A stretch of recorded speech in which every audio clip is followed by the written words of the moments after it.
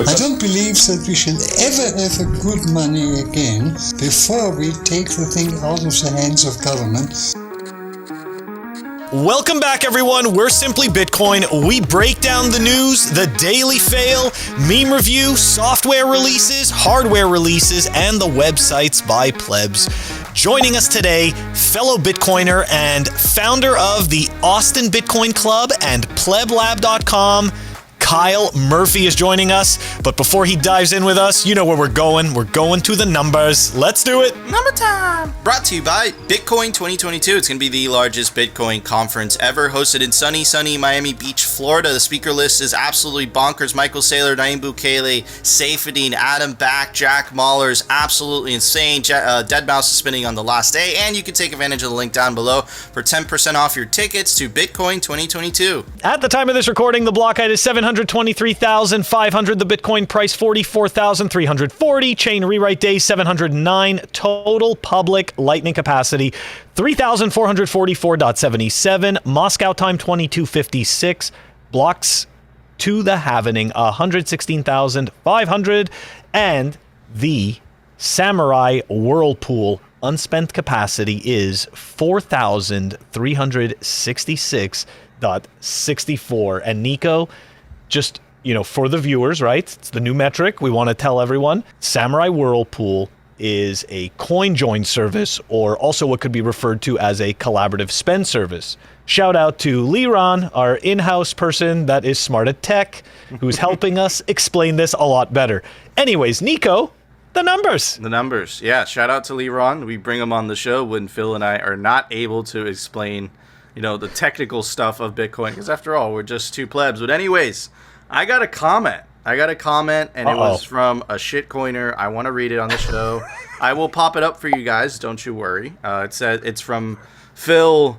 Phil Demaris. It's from me? No. From Phil Demaris. Says Bitcoin will never be the dominant payment system of the world simply because of energy cost, right? So it looks like some of the climate narrative is working.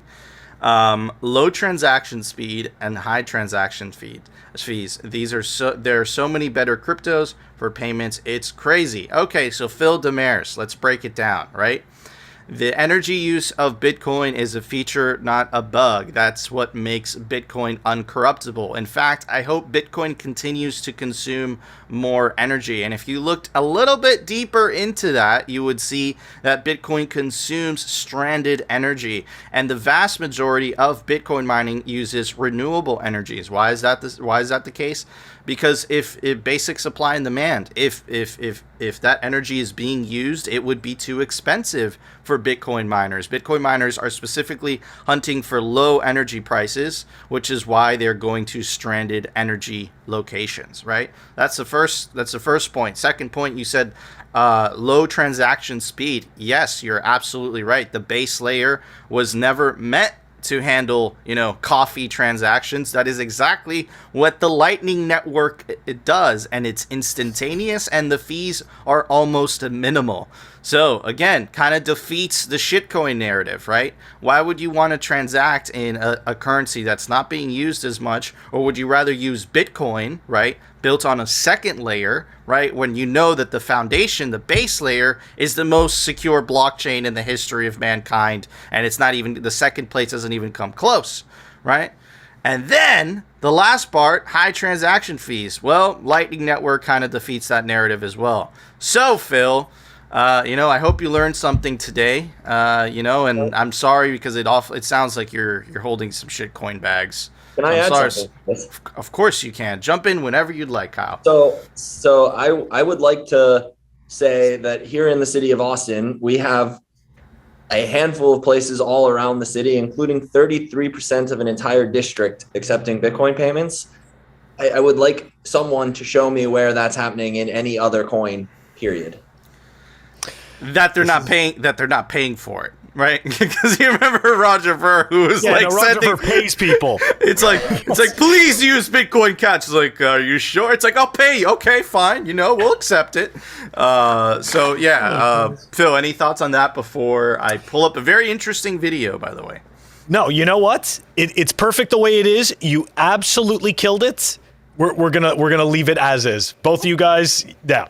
Okay, the wisdom from Phil. Okay, so anyways, check this out. This is a video that came out. Everyone nowadays is doing a podcast, right? This is Liberty Blitz. I really recommend following this account. But let's see what he has to say, right?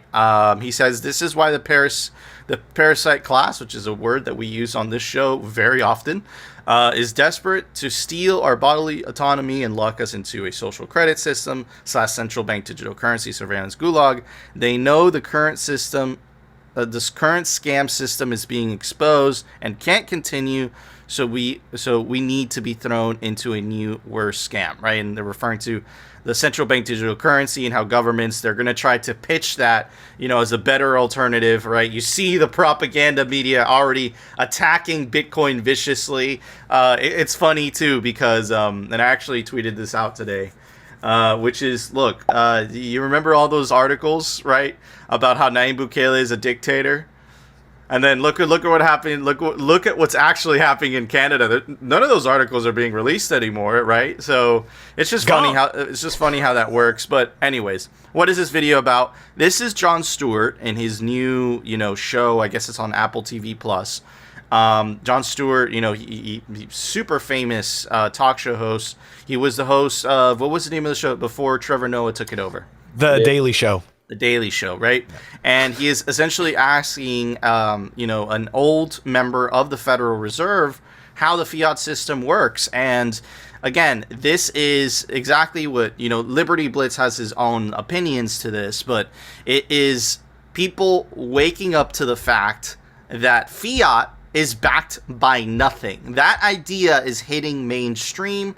And as inflation continues to ramp up, I think it was Andreas Antonopoulos that came up with this quote, right? No one cares until the money breaks, right? The money's starting to break. People are starting to ask questions. This idea that fiat is literally based on nothing is seeping into the mainstream.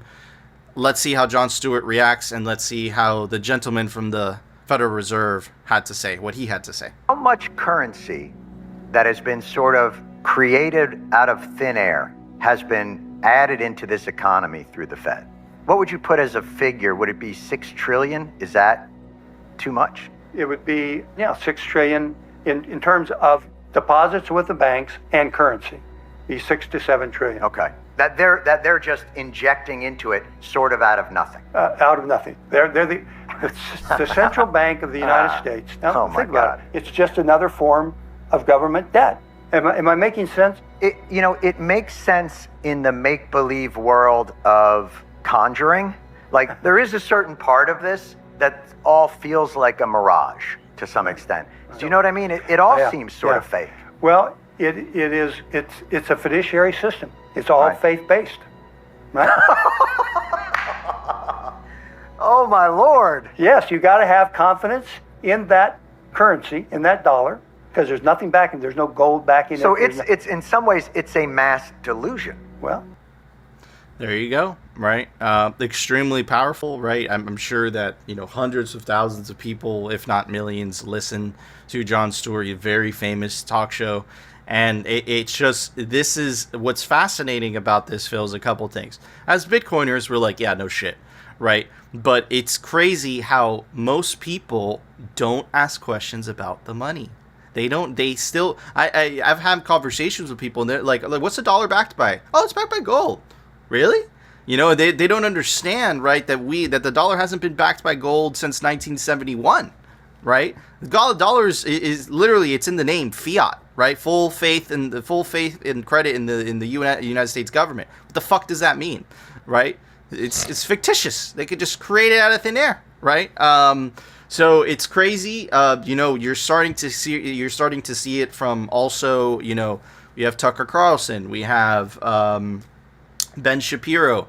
Unfortunately, again, I hate that it's partisan, right? I'm glad because Jon Stewart actually is more on the left-leaning side. And, at least he's starting to ask questions, right? So at least the left, there's some people on the left that are politically left that are waking up to the fact that the money is fictitious, right? The right, has been a little bit ahead of the curve at least in the United States, politically speaking. So I'm glad it's like catching up, and the NPCs are waking up to the fact that the money is literally broken. It's a scam. The government could just create more of it, and I think that more and more people are going to start asking really hard questions the more this inflation thing gets out of hand. And I know that from personal experience because Venezuela experienced hyperinflation. Fortunately, I didn't get the brunt of that, but my family members sure did. And you know what? When the money breaks, you start looking for alternatives. Not because Bitcoin is like, oh yeah, look at this Bitcoin thing in the United States, and we have a relatively fiat currency. But you start looking for alternatives out of necessity, which is a completely different ballgame. Because then you kind of have to rewire your mind into thinking, wait a second. So do I have to buy this to survive and feed my family? Right, it's a very different conversation than, we're part of this revolution and, fuck the Fed and fuck the whatever, right? But, there's a relatively stable payment system in countries like Venezuela, countries like Nigeria, countries like Turkey. No, you don't have an option but to adopt something like Bitcoin, right? Anyways, Phil, what are your thoughts on Jon Stewart literally being... This is the beginning of his orange pill, right? This is the first step, the realization that fiat is a scam. He's going to be here soon. But you know what? To your point, money is...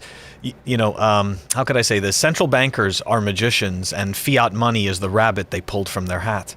And that is literally what they did. And we are living through this experiment. We are living through this horrible experiment of losing value at the whim of a very small group of people.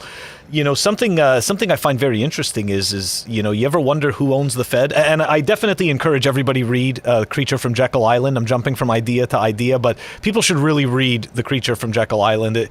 They explain a lot of the history that is not really talked about in terms of the Federal Reserve and the Federal Reserve system. But more importantly, who owns the Federal Reserve, right? Like, we always see the board of directors, right? We see the puppets they put in front of us, right? Like Janet Yellen, Ben Bernanke, Alan Greenspan, right? Throughout the years, we see all these people. They play their part. They give us this show. But who actually owns it? You never really get a list of that. You never find out.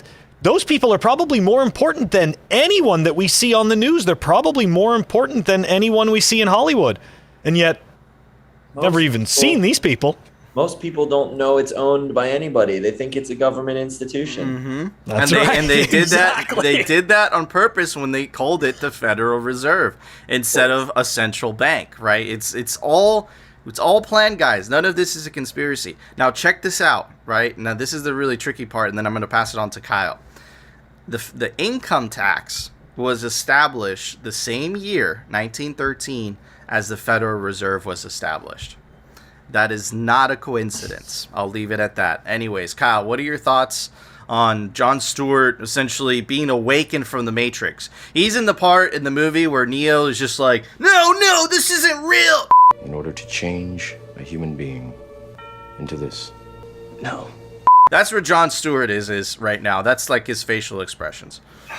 Yeah, I mean, if I'm being honest, I think Jon Stewart's been slowly waking up for a very long time. I mean, even as far back as when he was the host of The Daily Show, back when The Daily Show was still good and worth watching. Yep. He was always willing to call out nonsense. So I think he's been kind of semi-conscious for a very long time. And the fact that he's now seeing what's broken with the money, it's the most broken thing, period. Because again, if you just look at what is money, it's our value system, man. It's literally human value. And when you start realizing that that's broken, that our whole value system is corrupted, that's where the rabbit hole really, like you said, it's like the curtain's been pulled back. And I'm in agreement that it is likely he will be on our side, orange pilling more people very, very soon. Absolutely, man. And I'm glad that Jon Stewart is, he's on the political left. Remember, I was telling you, Phil, I was like, Tucker Carlson, we need Rachel Maddow, right? With Jon Stewart, it's a start. I'm very happy, right? I like the comedians. This needs to be, again, like guys, like we've always said on the show, this needs to be a bipartisan thing. It needs to come from both sides, right? So I'm happy that Jon Stewart is in the process of discovering that the money is a scam. But anyways, Phil, it's time for the Daily Fail. Brought to you by Amber App. Check them out, amber.app. It's Bitcoin made easy, smart automation, fair spreads, low fees, the best way to buy Bitcoin. The link is down below. Amber, the smart way to stack sats. I woke up to this tweet. I know nothing about who this person is, but this is, to me anyways, from what I've read, a no-coiner that has come to the Bitcoin land to die on the Bitcoin cross. He has a blue check mark. Yes, exactly, right? So let's take a look quickly before we dive into this nonsensical tweet thread. Anyways. Cory Doctorow, I'm already blocked, by the way, on my account. That's why I had to use the Simply account for this. Anyways, author, journalist, activist. My latest is Attack Surface. There you go. You can see it. 478,000 followers, right? Lots of clout. Anyways, okay. This is a really long tweet thread. We are not going to go through the whole thing, but essentially, he is doing like most no-coiners. He is telling us why Bitcoin doesn't work and Bitcoin is bad. And we are going to dive into it right away. Let's go. I've just read one of the most lucid, wide-ranging, cross-disciplinary critiques of cryptocurrency and blockchain I have yet to encounter. So he's starting off, right? He's letting you know that this is definitely one of the best things he's ever read. You got to pay attention to the tone of these things. And you got to remember, right, when people write, all of us, right, we're all humans, that we set the tone for things. There's suggestion going on. So let's dive into it. It comes from David D.S.H.R. Rosenthal, a distinguished technologist whose past achievements include helping to develop X11, which is an old communication protocol, and the core technologies of NVIDIA. So there we go. We're doing a little credentializing. We're letting you know that this guy knows about tech. Okay, the person that he's citing. Rosenthal's critique is a transcript of a lecture he gave to Stanford's EE380 class, adapted from December 2021. It's a bang-up-to-date synthesis of many of the critical writings on the subject, glued together with Rosenthal's own deep technical expertise. He calls it, Can We Mitigate Cryptocurrency's Externalities? Rosenthal identifies blockchainism's core ideology as emerging from the libertarian culture of Silicon Valley and the cypherpunks, and states that libertarianism's attraction is based on ignoring externalities. This is an important critique of libertarianism. Now, I'm not going to dive into the whole thread because this thread is extremely long. I picked out the pieces where he tries to discredit Bitcoin, and we provide rebuttals for that. But I want you guys to pay attention to the fact that the first thing he does is attempt to frame what he believes is the core Bitcoin ideology, right? And he wants to frame it in a certain light so that everything that follows after is easily, is discreditable about Bitcoin, right? We can sit there and say, well, yeah, this is nonsense. It's from a nonsense place. Don't forget, thinking that our money should be worth less and that we should have less and less value and that the government has the right to tax us without our permission, without our vote, without any, right, taxation, without any representation, that's insane, okay? That's wrong. We are allowed, and we should be empowered to keep our value. Anyways, I'm gonna move on here. Let's go. The inescapable corollary of this is that using the network has to be expensive. He's talking about Bitcoin. The system has to have a giant electricity bill and hence a massive carbon footprint. This expense in turn compensates miners for the money they pour into defeating Sybil attacks. He's hell-bent on Sybil attacks about Bitcoin, but the key to this whole thing is the massive carbon footprint. This is the key. Let's dive into that first.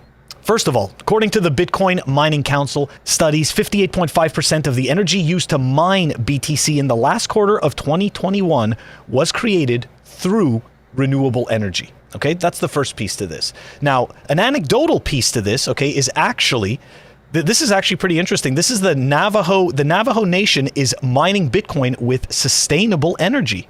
Take a look at that. But wait a second, hold on. Isn't that like a minority community? It sounds like Bitcoin is helping a minority community, Phil. What's going on? Yeah. That's exactly what's happening. Yeah, let's take a look. In 2017, a small Canadian firm named Westblock, I'd never heard of them, approached the Navajo about building a mine on Navajo land. At 8 megawatts in size, after the initial round, the Navajo invested in an equity stake in the mine during the bear market of 2018. 3 years later, Bitcoin mining has turned a corner to become one of the most profitable sectors of Bitcoin mining itself. Apparently, 58% of the mine's energy already comes from the depicted solar farm. The Bitcoin mine is incentivizing renewables to be built on Navajo country to replace coal. That is the signal right there. So again, we've got... it's so easy to debunk these ridiculous narratives. And my favorite of all comes from fellow Bitcoiner Adam O. Okay, this is a great little video. We're not going to show the whole thing, right, for the sake of brevity, but the link is going to be in the show notes. But let's take a look. This is a video that was on Global News about Bitcoin mining and about sustainability. Let's take a look at it quick. The miners aren't just beneficial to create a monetary return. They also offer a solution to gases that would have been flared or vented off, reducing the emissions at every site that they're deployed. Producers are willing to invest in this tech if they can get a reasonable payout and it solves an environmental issue, which is their emissions profile, if they can reduce that. Wow, that was Steve Barber, by the way. Yes. So just to add that in. Okay. Anyways, let's move on. That's that piece. All right. There's more to this. There's way more to this. The next piece. The focus of Rosenthal's externality critique has been energy consumption and climate harms. But here comes the second externality: e-waste. I love these people. They come up with, it's like the same arguments over and over again, and they do so much. They hate Bitcoin so much they forget to do any actual research about the stuff that they hate. I think it's more nefarious than that, Phil. I think so too. I totally agree with you. And I think the timing is everything, right? The timing. Anyways, let's move on to getting rid of this thing. This is a tweet from David Zell, which we've shown in prior episodes. And here we go. This is the Bitcoin Policy Institute is sending this rebuttal to Congress to set the record straight. And in particular, about e-waste. Here we go. The claim that Bitcoin mining produces electronic waste annually comparable to that of the Netherlands. It's disputed and highly misleading. The study cited here assumes miners must be replaced nearly twice as fast as the industry standard. Even taking these calculations at face value, total annual Bitcoin mining accounts for an estimated 0.05% of global e-waste gone. No leg to stand on that. I would read the one below that where it says claim Bitcoin mining is an unnecessary energy consumption. So here, the next one is claim Bitcoin mining is unnecessary energy consumption. False. Proof of work secures storage of nearly $1 trillion from more than 100 million people in a monetary network accessible to anyone connected to the internet. Its users disproportionately reside in countries with high inflation, weak respect for property rights, and poor governance. Bitcoin's unique features enabled by proof of work arguably provide advantages over non-natively digital alternatives. This is all the stuff that, these kinds of what I consider, disingenuous accounts, this is all the stuff they're leaving out. That's it for the e-waste. Let's move on, because he's got more. He's got tons of bad takes. Next one. The only reason for someone to trade fiat for those cryptos, apart from making some ransomware payments, here we go, is as an investment, in quotes. That is because you think the cryptocurrency's price will rise. Thus, these blockchains require speculation to function. Bitcoin doesn't require speculation to function. People forget Bitcoin was worth absolutely nothing. People were spending their time and their energy to mine it regardless of that because they wanted to experiment with it. They wanted to see what they can do. This is a ridiculous claim. And of course, I just want to add, with every single one of these is debunked, and he doesn't cite anything. Anyways, let's continue. And I just want to add, look at the recent China ban, right? Yeah. And the recovery of the hash rate, right? The recovery of the hash rate came because Bitcoin's incentives are irresistible, right? It gives you, think about it this way. Bitcoin is the energy buyer of last resort, right? Before, if you had too much, if you were flaring gas into the atmosphere, or you had a stranded energy source that was essentially useless, right, because it was too far away from a population center, etc., etc. Now, all of a sudden, Bitcoin provides a potential profit opportunity for that community, like we saw in the example of the Navajo country, right? So again, totally excluding that out of the argument completely. It's just it's misrepresentation and propaganda at its finest. Anyways, and so for rebuttals for this, right? Because he explains that, the only reason for someone to trade fiat for these cryptos, apart from making ransomware payments, is as an investment, quote unquote. Well, just quickly, okay, this is from the BitcoinWorldwide.com website. Who accepts Bitcoin? Okay, because apparently all this is used for is liquidity and nothing but. Take a look. We've got major retailers like Microsoft, Overstock.com, Home Depot, Namecheap, Starbucks, Whole Foods, Newegg, Tesla, kind of. These are big businesses. They accept Bitcoin payments. So that piece of the narrative is garbage. Next piece. Okay, this is actually from, I'm kind of surprised, this is from Coinbase's blog.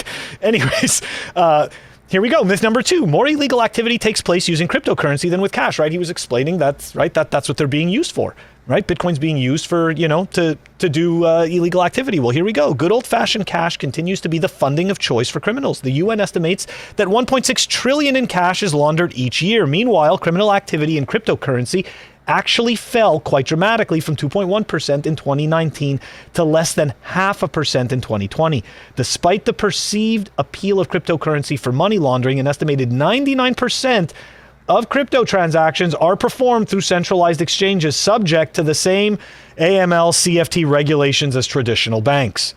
So again, this is a nonsense point from a person who's got a lot of clout that's making a lot of noise that didn't do any frickin' research. Here's where Rosenthal unveils the other half of his critique. The drive to maximize the efficiency of mining drives miners to, and Nico, you can help me with this one, drives miners to consolidate in order to attain economies of scale. The more valuable a blockchain is, the more centralized it becomes. Now, this is insane because, to be perfectly honest, in Bitcoin's infancy, it was one piece of software, which means at one point, the validating node and the mining node were the exact same piece of software. They were run on the same piece of hardware. So if we really want to be geeky about this, when it first started, it was one node. Dude, and then it became two. Bitcoin has actually decentralized over time, right? You had this is old FUD. This is the China FUD all over again, right? Where they used to say, "Hey, listen, the majority of the hash rate's coming from China, therefore it's centralized." Well, guess what happened? China banned it, and it decentralized. It relocated to different places around the world, and now you have a very strong movement in the Bitcoin community around home mining, right? Oh, I'm glad you brought this up, Phil. Yeah. Oh yeah, don't worry. I got ready for this one because this was nastiness. So here we go. This is bitrar.com, and this is the Bitcoin node map.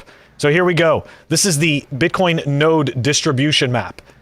Definitely more decentralized than it was in Bitcoin's infancy. But not only that, I love how China still has nodes. But it's funny, if you look on some charts, it shows 0. Oh, and I also want to add, guys, is that number is not accounting Tor nodes, right? And there's a lot of Tor nodes that you don't know where they're coming from that are also running Bitcoin nodes. So let's also take a look at this. This is where our hash rate is coming from. And we can see it's all over the world. All over the world. And here we go. This is where we get a breakdown of the hash rates. We can see them by country. Okay. And we can see, obviously, that the hash rates are ever climbing. I went through that whole thing and it just pissed me off so much that here we are today seeing literally the exact same FUD. But what scares me more is when a person has 500,000 people reading their absolute disingenuous crap, that's when I feel it's time that we have to make an example of the lack of research that was done. Well, it just makes no sense. No, and it's good, dude. Go ahead, Phil. I'm sorry. I was just going to say, and to your point, I do believe that there's some nefarious intent, and I think that timing is everything, and I think that these people don't. I believe that certain people don't do something unless they're prompted to. Correct.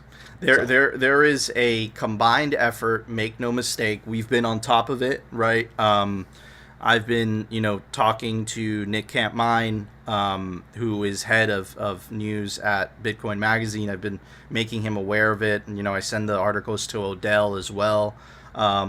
This is a combined effort. Make no mistake. It's the same rhetoric, the same language, right, is coming from when Congress held that hearing, right, cleaning up cryptocurrency. They're bashing on proof of work, all of this stuff, and then they're advocating for proof of stake, right? You have the European Union, some politician from Europe saying, hey, listen, we should ban proof of work, but let's take a look at proof of stake, right? You have the World Economic Forum, I'm not even kidding, right? Bashing on proof of work, but advocating for proof of stake. In fact, it's so funny that, one of the people that sit on the Ethereum Foundation, right? She's a woman. She also sits on the World Economic Forum, right? So she's part of the World Economic Forum. So it's funny how all of these, and you also, I forgot to mention, corporate media as well. The New York Times has articles bashing Bitcoin. You have The Guardian. You have The Economist, right? It's a combined rhetoric effort. Why is this happening? Why do you get hit pieces like that? Because they cannot control it. Because this is a system, we played you a video from yesterday with Ted Cruz, and he said it beautifully, right? These are totalitarians, right? This is the mob. And the mob likes to feel like if they rile up enough people, they could essentially cancel that person. And Bitcoin is uncancelable. Wow, I totally butchered that pronunciation, but you totally get what word I was trying to say.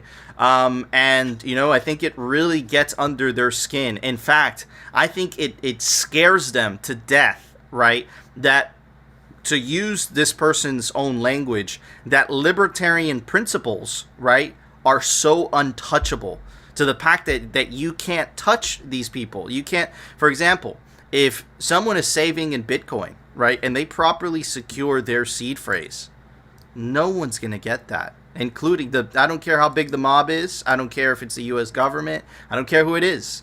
That Bitcoin's untouchable if you secure it properly. They'll lock you in a cage, but they won't get your Bitcoin.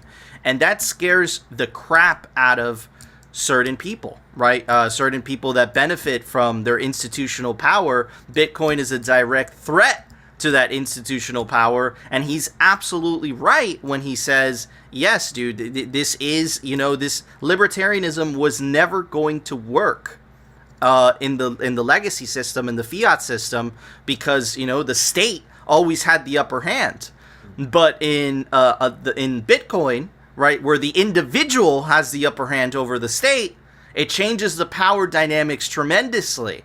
So I think that a lot of these people in high positions of power that have a lot to lose, right, where the parasitic class gets starved out, literally, they're seeing this from a mile away and they're like, holy crap. This is a problem. And what they're trying to do, they're going to fail miserably, but what they're trying to do is spin up the old propaganda machine to try to, paint some narratives, like they do with the climate, like they did, with when Trump was in office. Again, we're apolitical on the show. We're not big fans of him either. He's against Bitcoin after all. But dude, look, the machine attacked him relentlessly, right? They spun up the Russia story, which recently got, announced that it was all, made up. It was made up bullshit. So this is a very powerful machine that when it sets its target on something, it goes after viciously. And I'm not surprised that you have another blue check mark, establishment figure, using, the academia and, all the credentials to try to justify, you should listen to me because I'm credentialized, so I know what the fuck I'm talking about. Fuck Bitcoin, it's for white supremacy. Where in fact, Bitcoin is actually anything but white supremacist because it's actually giving advantages, right, and hope for people that live in countries with very bad inflation like Venezuela, like Turkey, like Nigeria to actually save for a better future. So this person, I forget what his name is speaking from a place of financial privilege, and he's not inclusive, or he's not thinking about less fortunate people than himself. He's thinking from a Western country perspective. So he's the goddamn racist. But anyways, Kyle, that was quite a bit of a rant. I know we've been making you sit there. What are your thoughts on all this? This is all bullshit. Oh man, it is all bullshit. And it's like, again, I haven't been around to see the Bitcoin FUD for many, many, many years, but for the 18 months that I've been here, it's already, I've seen the same just like loop. It's the same people saying the same shit over and over and over again. And I honestly, at this point, I don't know how it still works. So many people see the same shit so often that it's like, how much longer can you just repeat a broken record before people are like, yeah, I've heard the other 50 people say it. And the thousands over here, plus like my real world experience kind of just doesn't align with that. So my guess is the broken record FUD machine either needs to come up with some new shit, or it's like really close to the end of the fucking broken record. I absolutely agree. Phil? This is the best we have. This is the no joke. This is the best opposition we have, and I kid you not. I retweeted that, and that's what got me blocked. I didn't even say anything that terrible, and I just simply explained that doesn't understand Bitcoin, and this is the opposition that we have. This is total clown world, and boom. And I mean, he went on a blocking spree, so you could see like this is just a hit piece, right? This is like a hit tweet thread, and it's just so pathetic. And that's the thing, right? People, listen, when they don't have a good comeback to say to you, they just want to censor you, right? Yeah. The example that I give, right, is, the recent, advocation for the censorship of Joe Rogan by Pizzacchi, press secretary of the White House. So they're just saying, yeah, they have to censor that. They're not rebutting any of the things that were said on Joe Rogan's show. They're not touching any of that. Just blanket misinformation, let's censor the guy. Like, that is insane, right? That is crazy. And again, I've been talking about this idea for quite a bit on the show, right? We are right now experiencing the disintermediation of information, right? The internet gave everyone a voice, and it gave everybody the ability to talk freely amongst each other, where back in the day, the government and the institutions it was much easier for them to control the narrative. Right? Back in 2000, right, we were told, right, that Iraq had weapons of mass destruction, right? That's what the politicians told us. I fundamentally believe, and I got this from Jack Posobiec, right, that if social media existed back in 2003, we would have not have invaded Iraq, right? And it's the governments are losing their ability to control the narrative.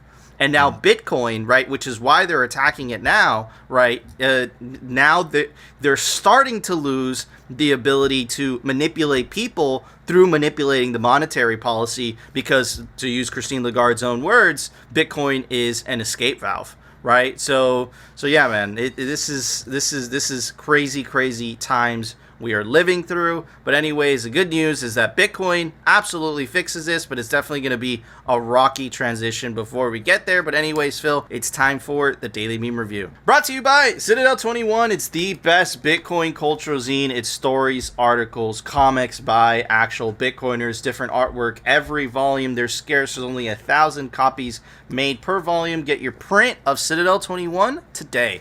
Here it comes. Canadian bank run. Absolutely hilarious. And that, of course, this is referencing, for anyone who's not in the know, right?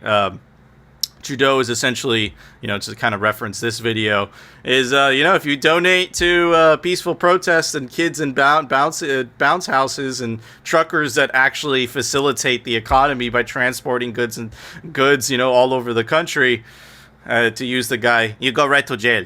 So yeah, man. And so apparently, the whole thing, it started to hashtag on Twitter, Canadians should take their cash out of the banking system. Have an even better solution.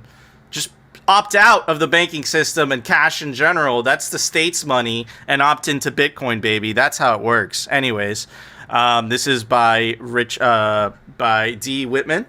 you think that's your money in your account. This is the famous Morpheus, saying it's like, if that's air you're breathing, that he's saying that to Neo from that scene, right? And this is referencing the emergency powers that happened in Canada, where the Canadian government, without going through a court system, essentially could freeze your account at a moment's notice. And again, next one, the honk never dies, right? The honker. Don't vandalize, just honks. Use meme warfare in real life. Creates a schedule of the honk for maximum freedom enhancing effects. Disrupts the status quo by not letting people sleep in tyranny. Train horn, not enough. We need a ship horn. Just straight up says to the crying soy jack, the honking will continue until freedom improves. Uses the power of vibrating air to chase the prime minister out of the country. Withholds the soy from the reaching the soy jack until freedom improves. And then here are all the, the meltdowns. All right, moving on to the next one. Bitcoin meme liar, I would do anything for you. Sell your Bitcoin, stays out of the car. Ethereum's waiting for Ethereum 2.0 to launch. Skeleton looking out of the closet. Moving on. Canadians, by the end of the week, they call me 007. 0 bank accounts, 0 trusted third parties, 7 hardware wallets. Awesome, from Greg Zag. Last but not least, another toilet begins its airdrop. South Korean professor Cho invented a toilet that turns poop into energy and pays people digital currency. Vitalik, hold my beer. Absolutely amazing memes from everyone, the comedy skit, everything, the ones making fun of the situation in Canada. It's dark, right? But I love the comedic relief, right? Which is what the meme review is all about. And for all those very special memes, it's not a 128 gigabyte memory card. It's a 256, Phil. It's a step up camera. You got to focus. There we go. There you go. So anyways, a 256 memory card. I went up to you, Phil, because I know that you're a 128 kind of guy. What would you give those memes, Phil? I feel incredibly one-upped right now. Incredibly one-upped. Those were fantastic memes. They made me happy, and we are laughing. Anyways, so on that note, I am giving it this unopened Crest box. That's right. Dude. But look, it's Pro Health Advanced. No, it's not. It has fluoride, bro. You got to go to Tom's toothpaste. No, but you don't understand. They put the words on the box. Oh. So it means that's what it is. That's how this stuff works. It doesn't matter that there's fluoride in there. Bro, listen. If you listen to Alex Jones, it's making the frogs. Okay. The words are on the box. Okay. So it's advanced frogs. Okay. Anyways, Jesus Christ. Kyle, what would you give? He's not helping memes? The frogs is on the back of the box. You got to read the fine print. This is true. Back of the box. And I think today we're going to give those memes an empty Topo Chico bottle. Ooh. So not just any Topo Chico. Twist of lime. Refreshing. Empty bottle though, so not that refreshing. Just an empty Twist of Lime Topo Chico bottle. It's a memory of something that used to be refreshing. That's fair. Exactly. Someone was refreshed. Refreshed. Show used to be refreshing. Yeah, exactly. Oh, anyways, awesome scores. We got the Topo Chico. We got 256, one up Phil, and we got Phil. I forgot your score. The cancer causing toothpaste that's upside down. By the way, guys, this is all a joke. This is an entertainment show after all. This is the meme scores are a meme. That's the whole point. Thanks. Shout out to Yellow the Muppet. But anyways, guys, we want to know, do you agree with our scores? Do you disagree? It's stupid. Anyway, how could you disagree with toothpaste? And of course, make sure to join our Telegram group. Link us some dank big Bitcoin memes to review. The meme review wouldn't be possible without all you guys in the chat. In our Telegram chat. And of course, make sure to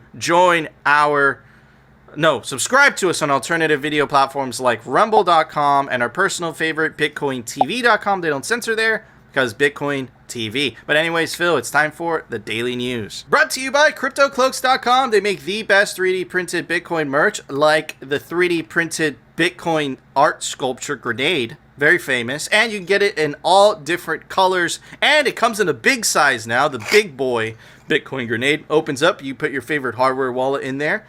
Very, very cool stuff. You can customize it like you want, your heart's desire. And you can take advantage of 5% off down below for CryptoCloaks.com. So we covered this yesterday.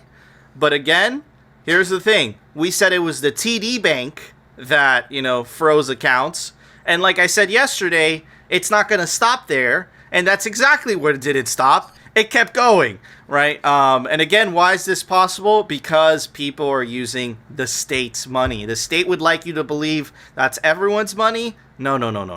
Belongs to the state, right? And they are purposely impoverishing you through inflation to benefit themselves, the elite, at the cost of the lower and middle classes that get hurt most by inflation. Now they're getting to the point where it's not inflation isn't enough.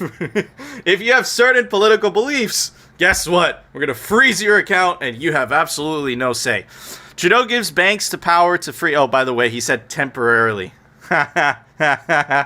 Just like Nixon said temporarily, we're temporarily suspending the Gold Act, right? The convertibility to gold or whatever, right? It's usually when the government says temporarily, it's anything but. Anyways, Trudeau gives banks power to freeze funds without court order in order bid to choke off protests. That is absolutely crazy. Without a court order, they could freeze your account. And again, right, they're using Black Lives Matter protests. Again, we're apolitical on this show, guys, right? We're not saying we do agree with the truckers because they stand for freedom.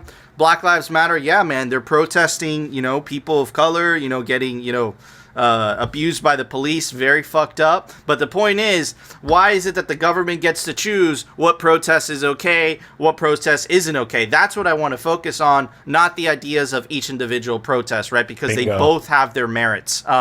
So I just think it's fucked up that the government is choosing, right? The government's getting involved. This is okay, but this is not okay, right?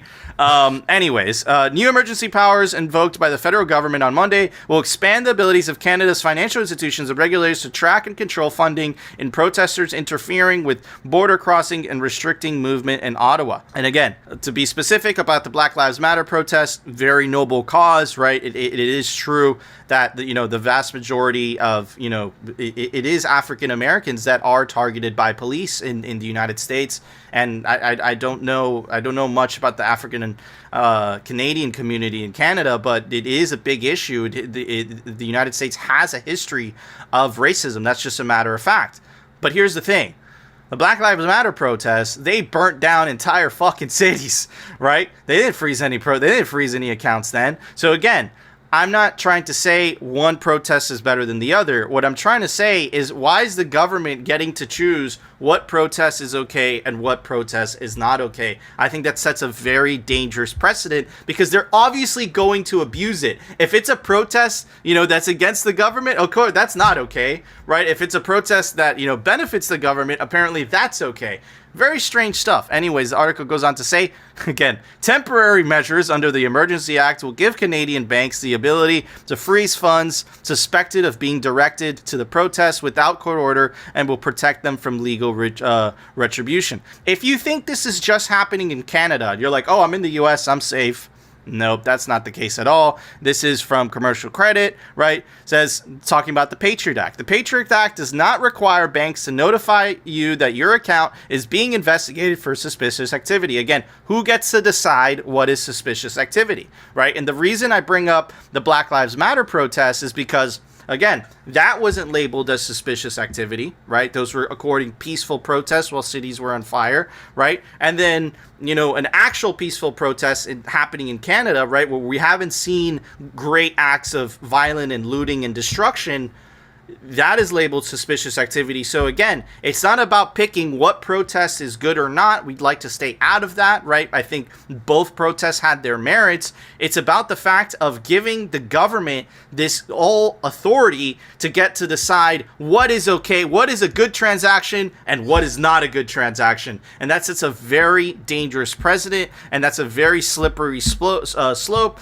into central bank digital currencies, social credit system, and a totalitarian state, right? Anyways, this means that your bank can freeze your account without telling you the reason, right? So Canada, this is new. The United States, we've had this since the early 2000s. While you're in the dark about what's going on, the bank is most likely filing a suspicious activities report with the federal government. After receiving the report, the government notifies you and begins its investigation. Fortunately, guys, this is something that will never happen to the vast majority of individuals and business owners in the United States. Absolutely fucking terrifying. This is, again, like we've always said, if you have your money in the fiat system, right, it is not actually your money. It belongs to the state, right? And again, there are U.S. politicians that are anticipating the state's reaction, right? We covered yesterday, right, how essentially they're making it illegal to donate, Bitcoin to the protesters in Canada, right? You have to, go through a system. Apparently, it's financial terrorism, right? So essentially, what I'm suspecting, what I'm starting to see, right, is that there's going to be a push, and we're already starting to see this. We've seen little, sprinkles of information here and there, right, where they're going to really try to ban self-custody. And the reason they're going to try to do that is because in the fiat system, they're able to freeze your account at a moment's notice. In Canada, now that is the case as well. But in Bitcoin, that is not the case at all. And that gives the individual tremendous amount of power over the nation state. And I think that freaks a lot of the bureaucratic parasitic class. It freaks them the F out. But anyways, let's check out this article by Bitcoin Magazine. There are some people on our side. Notably, we had Ted Cruz, awesome rant yesterday. We have Senator Cynthia Lummis, Ron Wyden. We have Congressman Warren Davidson. We have Wendy Rogers of Arizona, right, trying to pass a bill making Bitcoin legal tender and protecting Bitcoin property. It looks like they're getting ready for the inevitable clash, right, where, whether they're on the left or the right, the bureaucrats that want that power, right, they're not going to want you to take self-custody. Self-custody takes their power away. If everybody kept custody of their Bitcoin, the state would have such little power over you. They would have such little leverage. They don't want you to know that. But anyways, the battle is just warming up. Anyways, this is what this article had to say.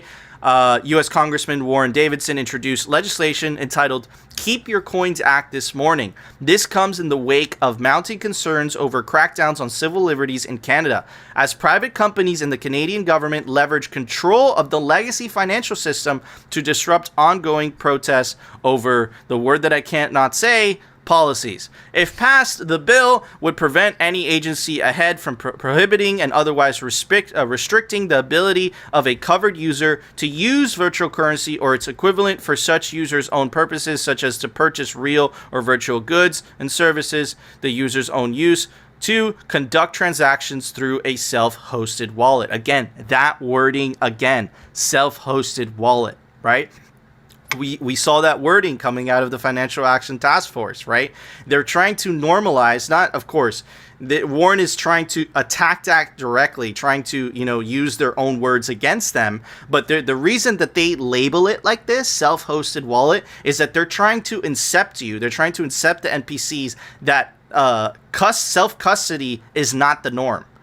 Bitcoin was designed for self-custody. It's actually custodian wallets in Bitcoin are not the norm, right? But of course, if you're transitioning from a system where, banks custody your money, right, to a system of self-custody, it's going to seem like abnormal, this idea of self-custody. But actually in Bitcoin, it is the norm. But anyways, here... Bitcoin Magazine sat down with Congressman Davidson to discuss the bill. I know self-custody has been on your mind for a while now. What's prompted today's move? We started working on the text after it was obvious that Secretary Yellen would resurrect the effort to restrict self-custody. What have we been telling you on this show? Phil? Looks like Pleb Signal called it again, baby. Yep. If they can't stop crypto, they want to try to move it on to an account-based system. We've been saying that as well. What does this bill accomplish? It takes the FinCEN language that's been out there for a while now and provides a framework for KYC that protects self-custody. This feels timely, especially after the Canadian government has doubled down on restricting the funding and bank accounts of the protesters there. In your mind, what's the relationship between self-custody and free speech? People are talking about free speech with the trucker convoy. If this protest happened in America, some would be cheering, some would be upset, which is what we've been saying, which is why we don't like to take sides. We are on the sides of truckers, though, because Bitcoin represents freedom.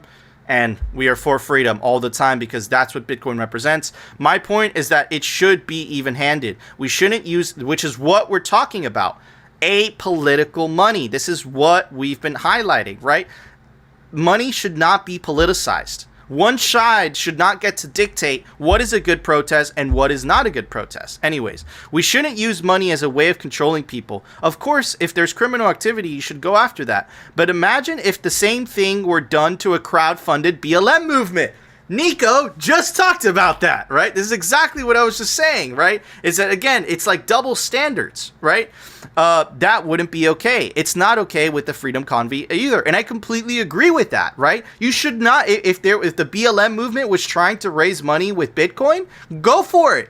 Go for it. They're totally entitled to do that. They should be able to do that. And if it was the right trying to censor the left, you know, for BLM, I would totally be against the right. It would be fucked up. I'd say no one should have the right to censor anybody, because at the end of the day, when you transact with somebody, it's a form of speech, right? So whether it's a right-leaning political movement or a left-leaning political movement, I don't give a shit. I don't think anybody should be censoring anybody.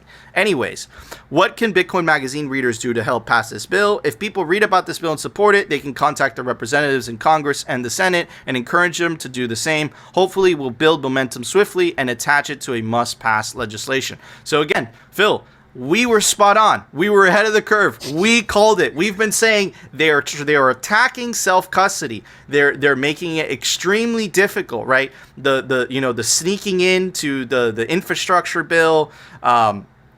We had the I forgot the other one, which is the climate stuff, right? You had the Saula Amarova, right? The comptroller of the currency, right? Essentially advocating for the nationalization of the Fed, wants everyone under a central bank digital currency, right? And she was against Bitcoin, doesn't mention why, but I think Ted Cruz mentioned it perfect yesterday, right? It's because these people, at the end of the day, I'm not saying it's a left or right thing. There's a lot of people in government that are totalitarians and they want total control, right? And Bitcoin impedes them from having that total control, so they go after it, right? So yeah, again, and I just want to specify, guys, I don't want this to become a partisan issue.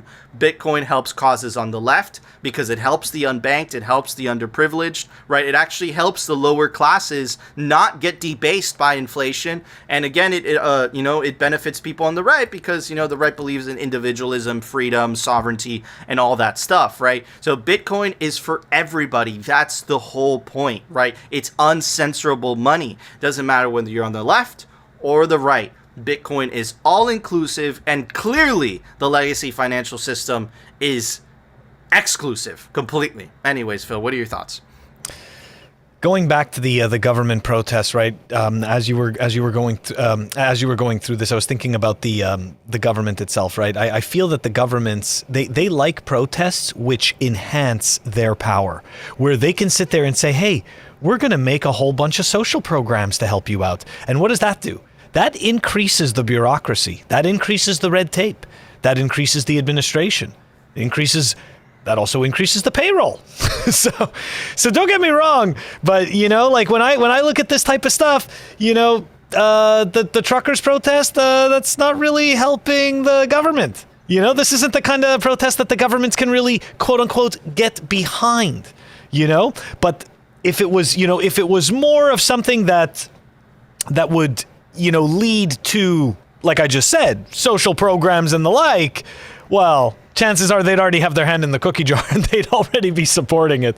So there's that piece of it that is really, really bad. Now, going back to the bill that you're talking about now, with Warren Davidson, it really scares me that, first of all, it scares me but also makes me happy that we were right and that we discussed this. We've been discussing this for a few months. But what really scares me is this. Most people do not pay attention to the language that they are reading when they are reading. So what happens is that subconsciously, as you said, Nico, you normalize this language of the self-hosted, creating these differentiations where somehow the self-hosted wallet is quote unquote undesirable, unsafe, not the norm. This is fucking brainwashing. That's all that is. It's just scary brainwashing. So you know what? Hats off to Senator Warren Davidson and Cynthia Loomis and the others that are really helping, push through and really open people's eyes to Bitcoin legislation. But as you said, I still think we have a huge uphill battle. And you know what? I think that maybe, just maybe, Bitcoin could become one of those things that unites everyone, because the incentives, regardless of whether you're on the left, the middle, the right, they don't give a shit. All of that is made up anyways. Okay? Bitcoin aligns with the incentives. So, and I think that when people realize that it works for them as individuals, and it just so happens that as it works for you as an individual, it just so happens that it works for society, I think things are going to start to click a lot faster. Absolutely. Kyle, what are your thoughts on, the great battle of our generation, this peaceful revolution, and I think Warren Davidson trying to get ahead of the curve? He sees what's coming. He sees the ominous clouds. Yeah, I would say I think it's bigger than the battle of our generation. I think that this movement that is Bitcoin is the movement of generations, maybe generations of generations. I tend to agree with my friend Alex Svetsky that the last thing that human beings discovered that was anywhere close to as big as Bitcoin was likely fire. So we're talking about something that not only changes us individually and not only changes us at a level of society, but likely on a long enough time scale, even potentially changes the way that we operate biologically. I have no idea. That's much further down the road than I'll likely be around to see. But I think this thing is much, much, much bigger than any of us really, truly realizes. And I'm glad to see that people are waking up to it every day. I also agree that we're seeing an intense amount of brainwashing. I know from personal experience that the government is very, very, very good at what they do with their brainwashing tactics. And to a point that we talked about way, way earlier in this podcast is that, I think one of the biggest challenges we're going to face isn't that people aren't willing to ask the questions. It's honestly, I think the bigger challenge is that even after they start to ask the questions, they don't really want to acknowledge the answers. And that, I think, is where we're really going to see some big struggles. Is I know just from personal experience, I have family members that question things and see and feel that things are broken, but don't want to acknowledge the depth and complexity of what that means for them. Of course, man. That was beautifully put. I completely agree with you. It's because it's almost daunting, right? It's like you feel duped, right? Again, the Matrix analogy is so well, where Neo wakes up and then Morpheus shows him that's you're essentially a battery, and Neo's like, no, this can't be real. It's the same thing, right? So yeah, man, this is going to be absolutely crazy. Anyways, Phil, there was an open source software release today. Why don't you tell everybody about it? Software releases brought to you by CipherSafe. Check them out. CipherSafe.io, the best place to store your Bitcoin seed. Check out the Cypher Wheel or the all-new Cypher Grid. It's backwards. The all-new Cypher Grid comes complete with punch tool and tamper-resistant wire. All right, we've got Mercury Wallet version 0.6.2 that was released. It's down below in the show notes. Guys, you know the deal. Rain or shine, we post unless we tell you that we don't. Don't forget to check us out on our audio-only platforms, Apple Podcasts, Spotify, and Anchor. Awesome. Thank you, Phil. All right, guys, before we go, if you like our threads, this is the decentralized, right? It just came out from Represent, and you like Phil's hoodies, we wear them on every show if you pay attention. You can take advantage of the link down below for 15% off anything off Represent clothing. Super cool stuff. And I want to also give a very special shout out to our awesome guests. You can go give them a follow at @the_Bitcoin_bum. His name is Kyle Murphy. He's a pleb doing his damnness to help organize Bitcoiners and get early stage Bitcoin startups funded. Check out his website pleblab.com. He wants to turn Austin into the first Citadel city-state. Very noble cause. I definitely support it. Definitely go check out his website. Guys, that was our show. If you enjoyed the show, you know what to do. Smash that like button. And of course, if you want to continue hearing the Bitcoin news from the pleb perspective, which apparently, to give us credit, Phil, has been pretty on point. At the beginning, we didn't really. We were just like, all right, let's let go with it. But so far, information's been mostly accurate. Definitely more accurate than mainstream media. And of course, if you want to continue hearing the catastrophic fails from the parasitic bureaucratic class, definitely consider subscribing to Simply Bitcoin. And we'll see you tomorrow, guys, for a brand new episode. Governments have lost the plot. We're experiencing censorship in real time and in plain sight.